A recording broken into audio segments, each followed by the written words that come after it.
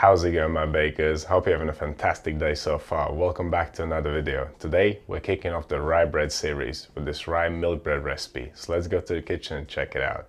I recently read The Rye Baker by Stanley Ginsberg and I've learned a lot. It is packed full of eye-opening and extremely valuable information. And if you are interested in rye bread baking, I would definitely recommend reading that book. You can find it in my Amazon shop link down below. The recipe we're making today is a modified version of the Swedish limpa. When I tried it the first time, I was not the biggest fan of the texture. It was just a little bit too dense for me. So I've modified the recipe using the principles that I've learned.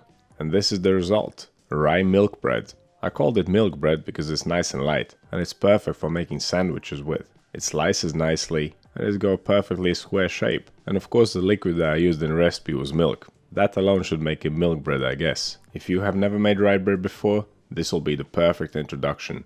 It's an extremely easy and simple recipe. You don't need any bread making experience to make this. So let me show you how it's done. Starting with the ingredients. The bulk of the dough is made up of white rye flour. This will be responsible for the light texture and taste. But to give it more lightness and a bit of structure, we will use some white wheat flour. And for extra flavor, we'll throw in some whole grain rye flour. I'm going to sweeten this bread with black treacle. If you can't find black treacle, you can use molasses instead. We'll add some butter for even more softness. It will also make the bread stay softer for longer. We'll need some yeast, some salt, a mix of milk and buttermilk or yogurt. For flavoring, we'll use some coriander seeds, caraway seeds, fennel seed and anise seed. You could use different seeds if you like and switch up the proportions to suit your taste. But be careful not to use too much. Some of them can be quite strong. When it comes to the equipment, we'll need a bowl, scales, a dough scraper, a temperature probe, a pot for toasting the seeds in, and later for infusing the milk with the seeds.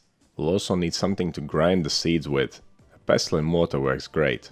If you don't have one of these, you could use a food processor, or just use pre-ground seed powders. They won't be as flavorful though, so you may need to use more. We'll need a whisk for mixing the dough. And finally, we'll need a baking tin for baking this loaf in. I'm using my USA Pan Pullman loaf tin. It fits this loaf perfectly. It measures at around 23 centimeters or 9 inches long, 10 centimeters or 4 inches wide, and 10 centimeters or 4 inches deep. If you don't have a tin like this, use a regular 2 pound or 900 gram baking tin and reduce the amount of all the ingredients by a quarter. Okay, let's begin the process by making the bread spice mix. In a small pan, combine the anise seed, caraway, fennel and coriander seeds. Set the pan on high heat and toast the seeds for around 2 minutes. Move them around occasionally so they don't burn on one side. Once you start feeling a strong aroma and seeing smoke and the seeds browning, they're ready. Take the seeds off the heat and pour them in the grinding device of your choice, and then grind them to a powder. The finer you grind them, the more flavor you'll get out of them. But you can leave the mix chunky too if you want. If you want to see them in the crumb of the loaf, go for it. A chunkier mix will add some texture too. If you're going to use a pestle and mortar, and if you have a brush at home, then you can use the brush for removing the spice mix from the bowl. It's like it was made for that job. And there you have it. That's how you make bread spice, or at least one type of bread spice. Now let's infuse the milk with it. This is in fact a 6-to-1 mix of milk and yogurt. We're going to add the spice mix to it and warm it up. There are a couple reasons for it. First, we'll get more flavor out of our spice mix. And secondly, this is a quick bread recipe, so we need this liquid to be warm anyway. Set the pan on low heat and let the milk warm up slowly to nearly 40 degrees Celsius or 104 degrees Fahrenheit. Once it reaches that temperature, take the pot off the heat and pour the milk into your mixing bowl. Now you can really start making our dough. Add the salt, the butter and the treacle to the milk. Then give it a quick mix and double check the temperature. If by any chance you warmed up your milk too much on the hob, you want to let it cool down before you add the yeast to it, because yeast starts dying at around 47 degrees Celsius or 116 degrees Fahrenheit. So double check the temperature before you add it.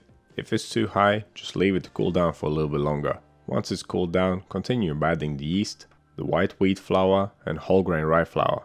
Then grab your whisk and mix it to a smooth paste. And then finally add the last ingredient, the white rye flour, and mix it to a dough. Mix until there's no dry flour left. And that is all it takes to make this dough. Straight after mixing, it is ready for final proofing. And while I'm getting on with it, let me address a couple of the ingredients that we're using in this recipe.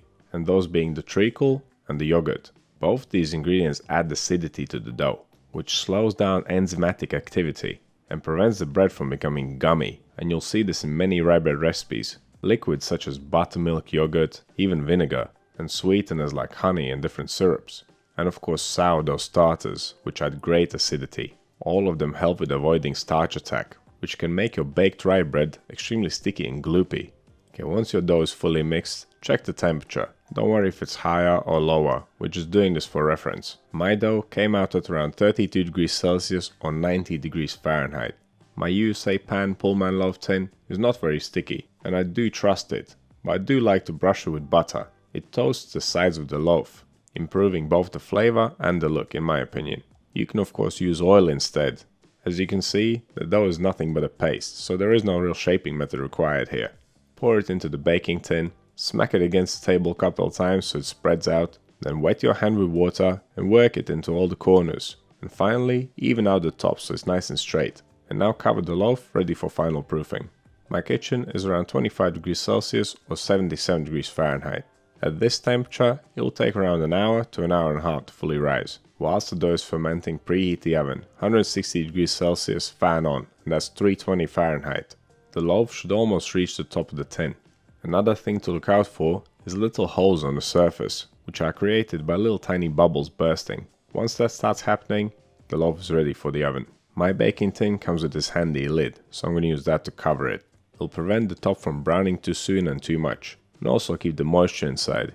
If your tin doesn't have a lid, you can cover it with some foil instead, or even a heavy baking tray. If you don't have any of those, at least spray the top surface with some water. It will prevent it from drying out too much, and it will make it color more evenly. If you are interested in getting the tin that I'm using, you can find it in my Amazon shop link below. This is by far the best bread tin I've ever had. Right, let's get this bad boy in the oven. Initially, we'll bake it for 15 minutes. It is quite a large loaf. After 15 minutes of baking, remove the tin from the oven, then take the loaf out of it. Be gentle, as it is quite fragile and soft at this point. When I'm making larger loaves like these, especially when the bread is soft, I like to take it out of the tin and then place it back into the oven to finish baking. I like to lay it down on its side, bake it for 10 minutes, and halfway through the final bake, turn it over to the other side. So 5 minutes on one side and 5 minutes on the other. And there you have it. That's how you make a rye milk bread. It is soft, moist and bouncy. It slices beautifully, and the flavor is unique and fragrant with all the toasted seeds. And the black treacle adds a nice bittersweet flavor. It may look quite basic, but it packs a punch. As you just learned, it is super easy to prepare. It takes no skill at all, and the result is amazing. If you've been apprehensive about rye bread baking, then try this. I really enjoyed making it. It is the perfect start for the rye bread series. There will be quite a few rye bread recipes coming up. You'll find them all in the dedicated rye bread playlist. If you're not quite convinced, let me tell you about another thing that rye bread is going for it. It can stay soft and fresh for a very long time. This is what it looks like a week later. It still slices just as easily. When you touch it, you can feel the moisture in the crumb. And as time goes on, it arguably starts tasting better. I hope this video has convinced you. And if you do bake it, I hope you'll share it on our Flickr group.